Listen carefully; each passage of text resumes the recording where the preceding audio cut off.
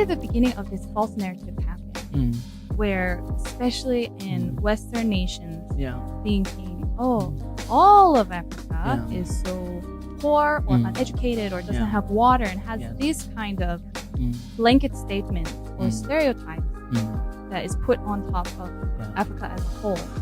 But where did that even begin? I really love your question. My goodness. This is a good Maybe question. You should have studied.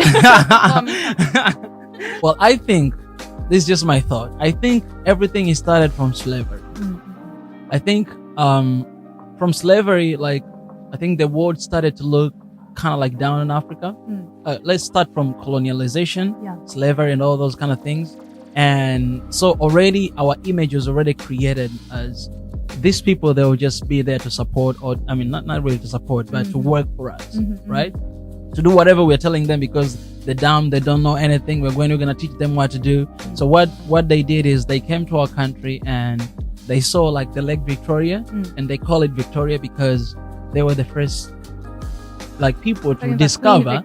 Exactly. They were the first people to discover that lake, but it doesn't make sense because you always had local people there see the lake and everything, but you know, so I think everything is started there. And after that, you know, I believe in neo-colonialism. Like these days, you see there's a lot of treaties have been made with African countries and America and China. It's kind of like, it's a new way. And I think a lot of young people like me and a lot of Africans out there, they're actually waking up and knowing that, no, actually this is a strategy because Africa, up to this point, we are very rich, to be honest. Like just talking about Tanzania, it's very rich country. We have all kind of minerals you can guess, and we have even precious minerals that you cannot find anywhere in the world, like something like Tanzanite. Let me show you just for a second as I keep sharing this. Tanzanite, I don't know if you heard about this before, because if I show you this, I think, Tanzanite. You have to tell whoever is okay, right here to get a gift, something like this. This is Tanzanite. Wow. Yes, this mineral can only be found in Tanzania. Wow, it's really beautiful color. Yeah, and you use this for rings, and for chains, like ladies, pretty much. Yeah. Sometimes they use even for shoes. You see, if someone wants to propose to you, just tell that I want Tanzanite. What? It's very expensive. It's gorgeous. Yes, and it's beautiful. You can only find this in Tanzania. Wow. And so many. We have uranium. We have like all kind of minerals that you can mention. We have them. And so a lot of, like, let's say Western and Eastern part of the world, they see that of potential. And because we are lacking a little bit, we're lacking technology.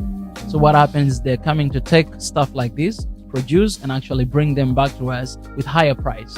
So what happened is, it's kind of like just taking things away and, you know, bringing back to you because you don't have technology. So there's not really like, and I think that's one of the mission that personally I started, Uniting Africa, One Africa. It's another, you know, YouTube channel that I run. And the point is, I think Africa is able to do all these things on their own without needing help or support from the Western country. Because what happened is our leaders, sometimes they kind of like, they become blind because of that. They think about the support and all these projects that are coming home. But in reality, we are losing more than what, you know, we get. So, but if Africa, we come together and we support one another, what's going to happen is we have technology. We have countries that are doing amazing. If we unite together and we work together as an African, I think the continent will be like, in a couple of years, actually, in the future, it will be a leading economy in the world because we have all the resources. We have everything that we need. But like, there's no pollution yet in Africa. Like, if you go there, the air is clean. Like the sky, you can see thousands and thousands of stars in the sky. You cannot see that here or in China or some other countries, but you can see that in Africa. Food is amazing. We have organic food. That's why in Africa, people, they don't die with cancer because everything is natural there. The chicken, you test like real, I don't know what. Drooling too. I'm getting hungry thinking about this, and I ate right before I came. Have some smoothie here. So satisfy this hunger. Yeah. So I think everything started from there, and right now it's actually it's really getting worse. Some of our leaders, they are actually this is hard for me to admit, but they are corrupted. So what happened is they only look on what is good for them and not what is good for the country. So they make all these treaties with, for example, some of the treaties that I heard, that was back in the days back home. Like somebody come to your how can I say, to your country and say, hey, I'm gonna build this industry, and for 20 years we will own this, and after 20 years you guys, you can have it, it's for you. But what they're thinking is they're coming to your country, they see there's a potential of finding minerals in that place, so they build their project, and for the next 20 years what they do, they take everything that is right there, and you don't know, you have no idea. 20 years later they leave you something that 20 years later, I mean, a lot of things is not gonna be the same, right? You don't really need what they gave it to you there. But you see some of our leaders, they agree with those contracts, and then they get it. So yeah, because it's short-sighted, and exactly, when you get in that kind of leadership position, yeah, I think this is possible for anybody. Exactly. When you get that power, yeah, this can change your mind. Yeah, you gotta pick the right leaders. Exactly. To change your country. Yeah. Hey, that's what you're doing. Exactly. So we're really trying to encourage young Africans there that, you know what, if you want to get education, go out, all right, get your education, but then at the end of the day, go back home to develop your country. That's very important. You cannot sit down and be like, I need your help, or somebody come there from whatever they are that, hey, I want to support you. Nobody really want to support you for nothing, you know what I'm saying? So Africans, we have to deal with our own problems. We have to support each other. We have to be one, and we have to change our own community and not looking somewhere else. And of course, other reasons are like all these NGOs and the image. When you go on social media and internet, when you just type the word Africa, you'll see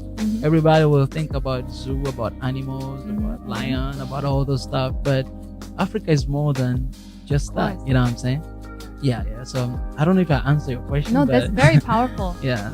It's not an easy change, even in smaller scale. Exactly. Yeah. But I do think that really, like anything that creates a country or a community, a culture, it always comes back down to the people. Exactly. You know, so I guess you have to start with, that's true, anywhere you're from, having a pride of being who you are, and then want to have the best for your society. Wow. Yeah, I agree. Wow. That's amazing. You made it sound really good. See, that's all I do. I take what you said, I just repackage it, but it's all your words. No. Wow.